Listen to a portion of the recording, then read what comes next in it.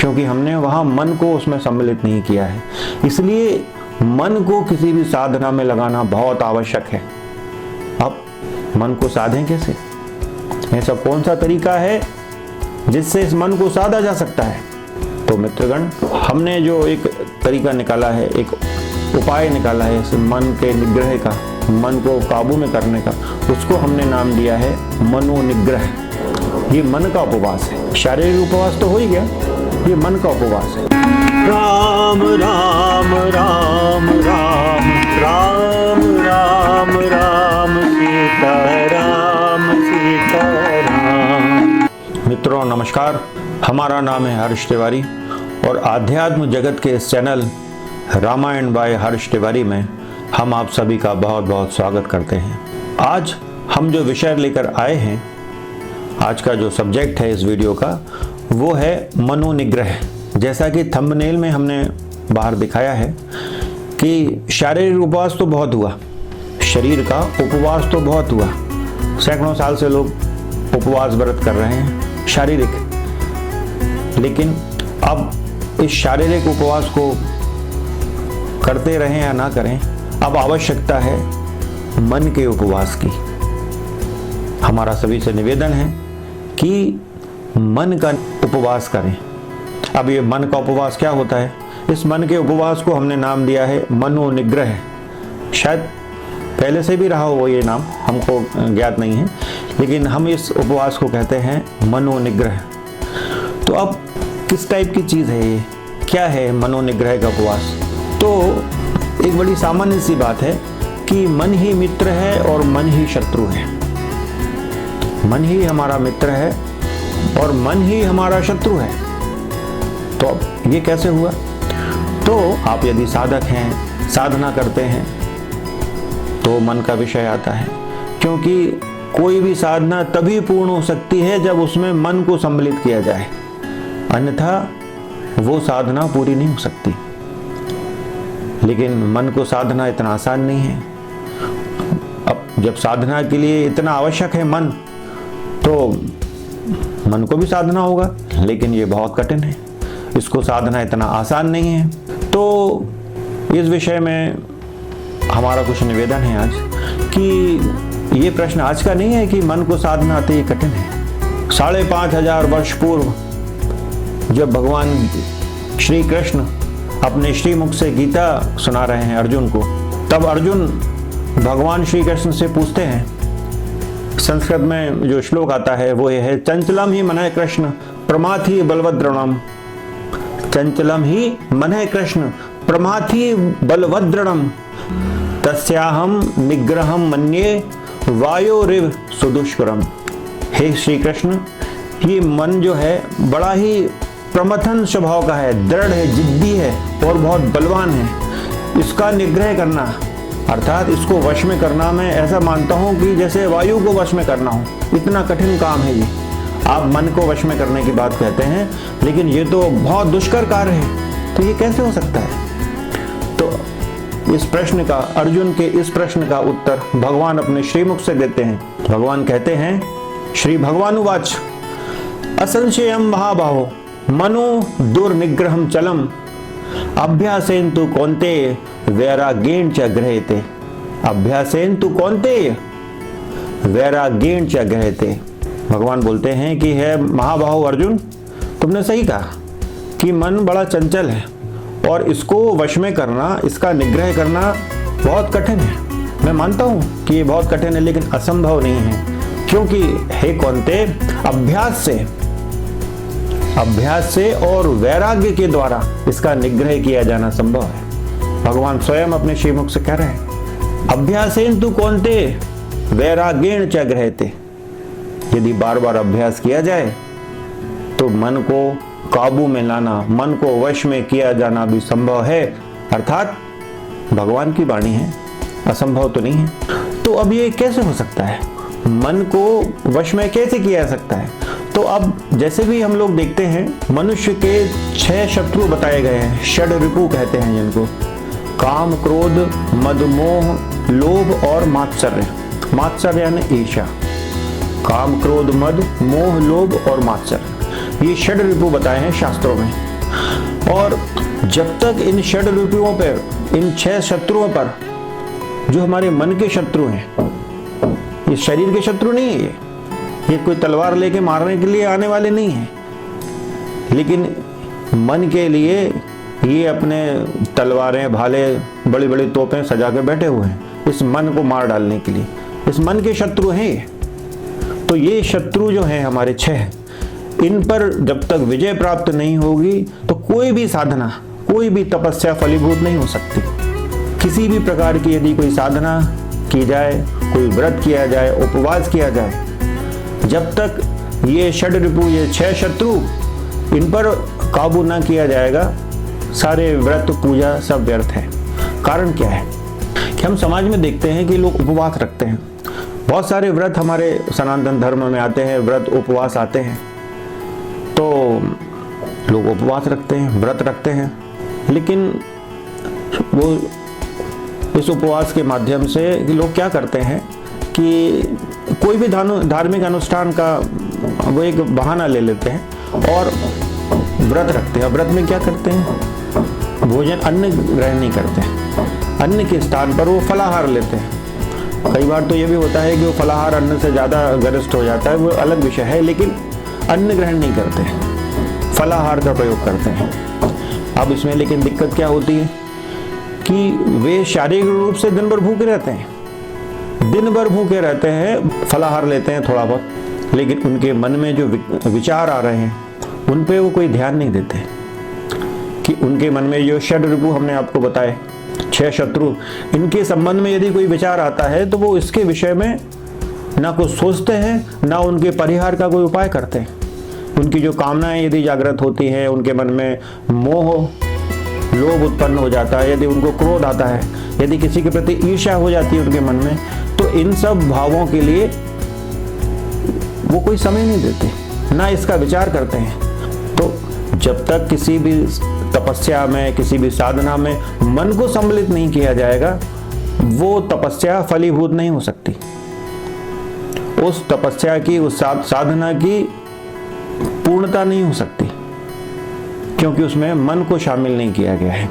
हम ये नहीं कहते कि शारीरिक उपवास जो है, व्रत है, ये व्यर्थ है। व्यर्थ नहीं है, इसके बहुत सारे लाभ हैं, शारीरिक लाभ भी हैं, और एक प्रकार की तपस्या तो ये है कि शरीर को तो साध रहे हैं, क्योंकि पहले शरीर सधेगा, उसके बाद मन को साधने की बात होगी। तो पहली सीढ़ी तो है, लेकिन अकेले भूखे रहकर यदि सारी तपस्याएं हो जाएंगी, सारे व्रत हो जाएंगे, तो ये संभव नहीं है, क्योंकि इसमें जो अनिवार्य वस्तु है साधना की, मन, उसको तो हमने सम्मिलित नहीं किया, वो तो यहाँ वहाँ भाग रहा है। चंचलम ही मन कृष्ण प्रमाथि बलभद्रम। तो कितने ही दिन भूखे रह लें, कितने दिन कठिन साधना कर लें, जब तक मन सम्मिलित नहीं किया जाएगा किसी साधना में, वो साधना व्यर्थ है, क्योंकि वो शारीरिक हुई, मानसिक नहीं हुई। और साधना मन का विषय है, शरीर का नहीं। शरीर तो एक माध्यम मात्र है, शरीर तो एक माध्यम मात्र है। साधना, बड़े साधक जब साधना करते हैं तो शरीर तो जड़ हो जाता है, कई वर्षों तक उनको शरीर की शुद्ध बुद्धि नहीं रहती। वाल्मीकि के उदाहरण देखें, उनके शरीर पर तो वामी लग गई थी, दीमक ने पूरा बना लिया था घर अपना, लेकिन उनकी साधना चलती रही, वर्षों तक वो समाधि की अवस्था में रहे, क्योंकि वो शरीर से परे हो गए थे, मन में साधना चल रही थी। अब एक उदाहरण देते हैं, जैसे हम लोग गिरिराज जी की परिक्रमा करते हैं, गोवर्धन परिक्रमा, तो उसमें कई लोग तो बड़े राधे राधे राधे, श्री कृष्ण राधे राधे में बिल्कुल तल्लीन होकर साधना करते हैं। उनको जमाने से कोई मतलब नहीं होता कि दुनिया कहीं जाए, उनको कोई फर्क नहीं पड़ता। लेकिन कई लोग, कुछ महिलाएं हैं, यदि बुजुर्ग हैं तो वो अपनी बहुओं की निंदा कर रही हैं, किसी की चुगली कर रही हैं, इस टाइप के वार्तालाप में बिजी हैं। और यंग जो युवा महिलाएं हैं तो वो अपने बुजुर्ग महिलाओं की निंदा वगैरह इस टाइप की बात कर रही हैं, चुगली कर रही हैं। जो बुजुर्ग लोग हैं तो या तो राजनीति पे कोई विषय छेड़ लेते हैं, ये सब देखा है हमने अपनी आंखों से वहां होते हुए। कोई बड़ी बड़ी बहस चालू हो जाती है उनकी राजनीति पे, कर रहे हैं परिक्रमा गोवर्धन की, और जिस विषय पे बात कर रहे हैं वो राजनीति है या कोई अलग प्रकार की कोई नीति है, उन विषयों पे चर्चा चल रही है, तो फिर क्या ये परिक्रमा हो रही है? ये शारीरिक एक्सरसाइज हो रही है, फिजिकल एक्सरसाइज।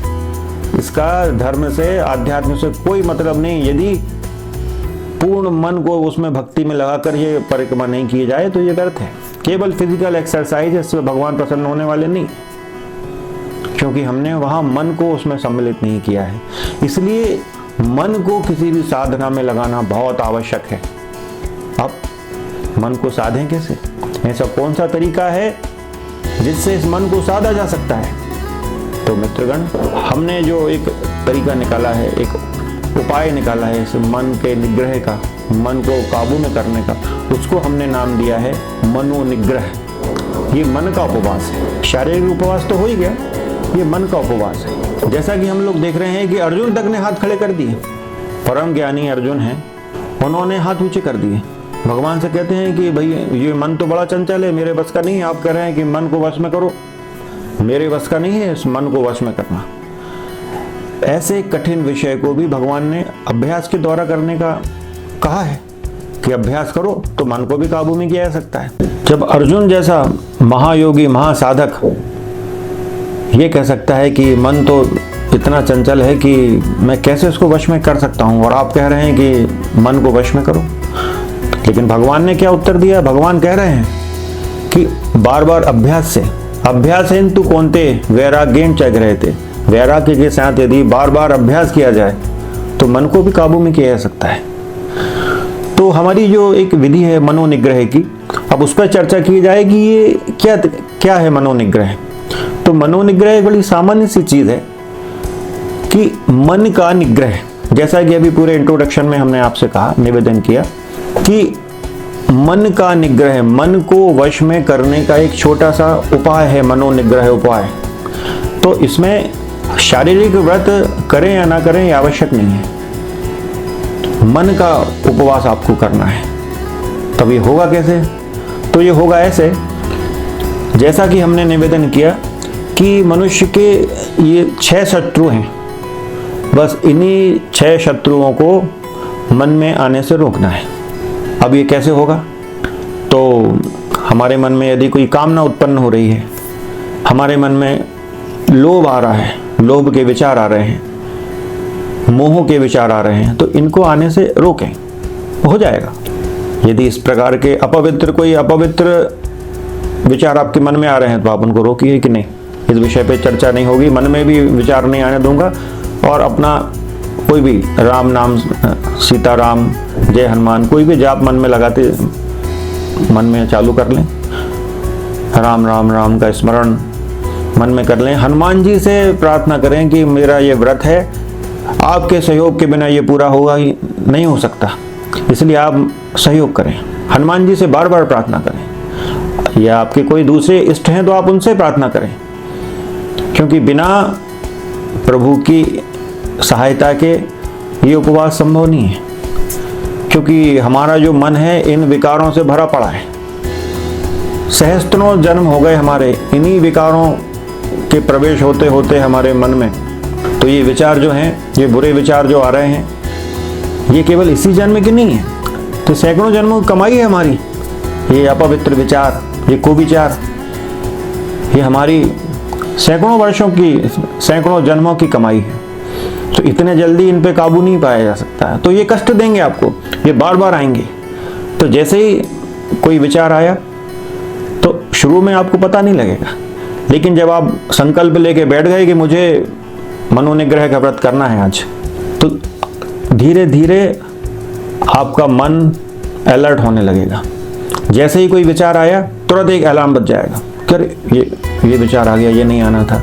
तो फिर आप अपना चालू कर लें सुमिरन, राम राम, सीताराम या जय हनुमान, जो भी आपके इष्ट हों, आप उनका स्मरण सुमिरन प्रारंभ करें और अपनी साधना में लगे रहें। कोई भी, हम तो क्या करते हैं कि या तो हम वाल्मीकि रामायण का पाठ चालू कर देते हैं, या कोई दूसरा गीता का पाठ चालू हो सकता है, या एक सबसे प्यारा ग्रंथ है हनुमान चालीसा, आप कर लें। गिनती चाहे तो गिन लें कि 21 करूँगा, 11 करूँगा, करूँगी, कोई महिला है तो व्रत संकल्प ले सकती है कि मैं आज 11 करूँगी, 21 करूँगी, 51 करूँगी। पुरुष है तो वो भी संकल्प ले सकता है 108 करें। 108 तो बहुत अच्छी संख्या है, बेस्ट यदि कोई संख्या है तो वो 108 है। तो आप 108 हनुमान चालीसा कर सकते हैं। आप 11 श्री राम रक्षा स्तोत्र के पाठ कर सकते हैं। बड़ा अद्वितीय ग्रंथ है, छोटा सा ग्रंथ है श्री राम रक्षा स्तोत्र। आप उसका अध्ययन कर सकते हैं, पाठ कर सकते हैं, बार बार करें। उसमें राम राम आता है। बड़ा गजब का ग्रंथ है, छोटा सा है लेकिन बड़ा गजब का ग्रंथ है श्री राम रक्षा स्तोत्र। तो आप उसका पाठ करें। और जैसे ही कोई विचार मन में आया, पाठ करते हुए भी आपके मन में कोई विचार आएंगे, वो ये एक स्वभाव है। आपने टीवी सीरियलों पे भी देखा होगा, प्राचीन कथाओं में भी आपने सुना है। हम लोग बचपन से कथा सुनते आए हैं, पुराणों की, धार्मिक ग्रंथों की। अनेक टीवी सीरियलों में भी हमने सीरियल्स में देखा है कि कोई आदमी तपस्या करने बैठा तो अप्सराएं आ गई, कोई राक्षस विघ्न डालने के लिए आ गया। तो अब हो सकता है कि अप्सरा नहीं आए, कोई राक्षस नहीं आए, लेकिन मन के जो कुविचार हैं ये भी कोई राक्षसों से कम थोड़ी है। तो इन कुविचारों से आपको अपनी साधना की, आपकी तपस्या की रक्षा करना है। इसी साधना के लिए आप बैठे हुए हैं। मनोनिग्रह का मतलब ही यही है कि आप मन को साधने के लिए बैठे, मन का निग्रह करने के लिए बैठे हैं। तो अब ये तो विचार की बात हो गई कि कोई विचार मन में आया तो आपको उसको रोकना है कि रुक, आज तेरा इस मन में प्रवेश नहीं हो सकता। आज किसी भी कुविचार के लिए मन के द्वार बंद हैं। प्रैक्टिस करेंगे धीरे धीरे तो हो जाएगा।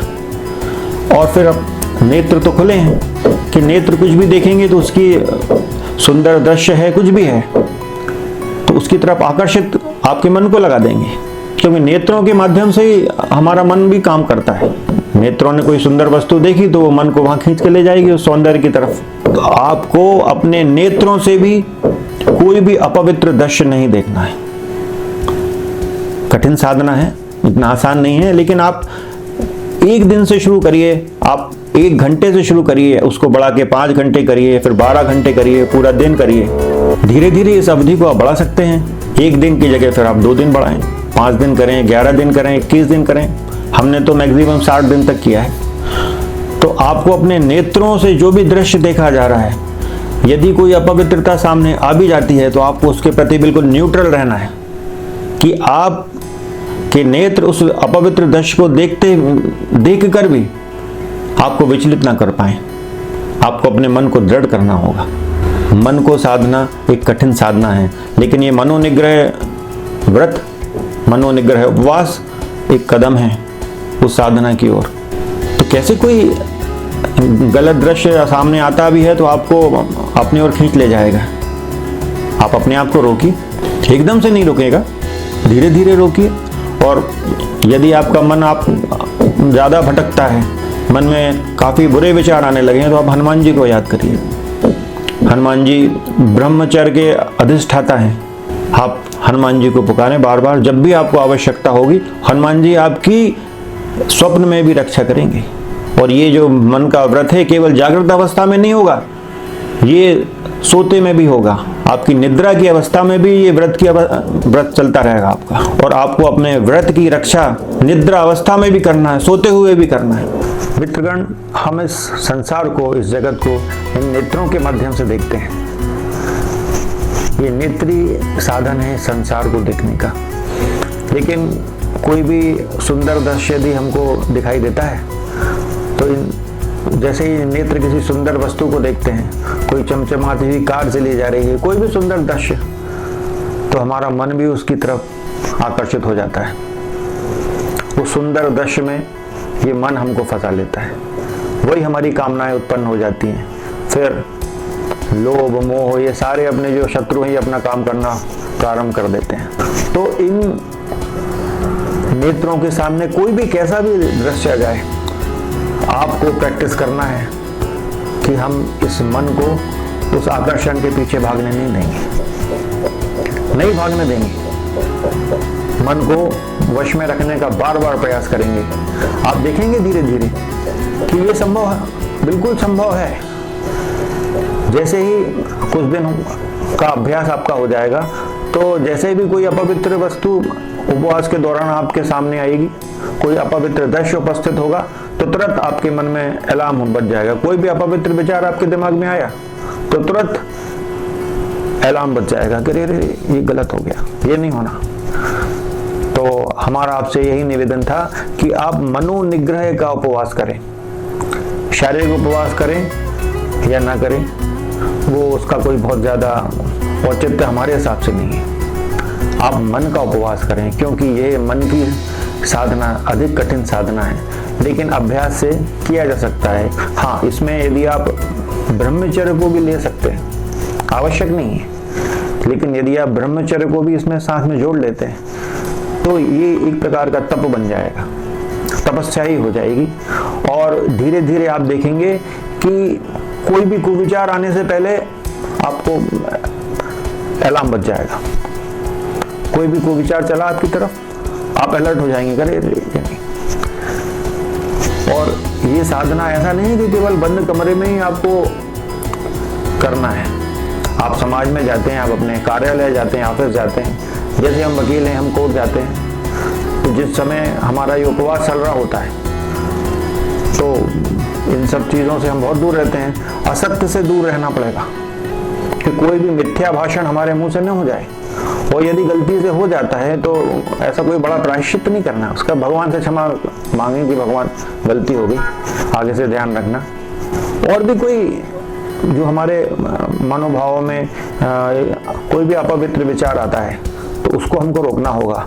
हम घर में बैठे हों, समाज में हो, कहीं भी हो, कार्यालय में हो, सड़क पर चल रहे हो, गाड़ी चला रहे हो, हर समय मन की लगाम हमको अपने हाथ में रखकर खींच के रखना है, नहीं तो ये मन के घोड़े अपनी तरफ दौड़ा ले जाएंगे न जाने किस दिशा में। तो मित्रों, ये मनोनिग्रह उपवास का हमने आपको एक व्रत की विधि बताई, और हमारा निवेदन आपसे है कि आप इस मनोनिग्रह उपवास को करें। थोड़े समय से, थोड़ी अवधि से प्रारंभ करके इसको अधिक समय तक ले जाएं, और आपके जो भी इष्ट हों उनका सहारा लें। क्योंकि हमारा हनुमान जी से प्रेम है, तो हम हनुमान जी को ही कष्ट देते हैं। यदि कोई हमारे मन में कोई विकृति हावी होने लगती है तो हम उनसे कहते हैं कि भैया बचाओ। हनुमान जी ने तो स्वप्न अवस्था में भी हमारी रक्षा की, हमारे व्रत को भंग नहीं होने दिया। तो आप भी अपने किसी भी इष्ट का सहारा लें, क्योंकि हम ब्रह्मचर्य व्रत के साथ इस उपवास को करते हैं। हनुमान जी ब्रह्मचर्य के अधिष्ठाता देवता हैं, तो वो सहयोग करते हैं। और साथ में जब कोई भी व्रत साधना होती है तो कोई ना कोई पाठ अवश्य ले लें। आप मानस का पाठ ले लें, कोई भी गीता ले लें, जाप चलने दें मन में, ये सब करते रहें। तो जितने भी हमारे मनोविकार हैं उनसे दूरी बनाना बहुत आवश्यक है। तो कोशिश करें कि सत्य बोलें, असत्य ना बोलें। बहुत ही ज़रूरी है कि उसके बिना ऐसा लगेगा कि प्राणी निकल जाएंगे, तो भगवान से प्रार्थना करके कि भगवान मुझे असत्य बोलना पड़ेगा, तो फिर ऐसी स्थिति अलग है। बाकी आप इन सब चीज़ों का ध्यान रखें और इस मनोनिग्रह उपवास को करें। राम राम राम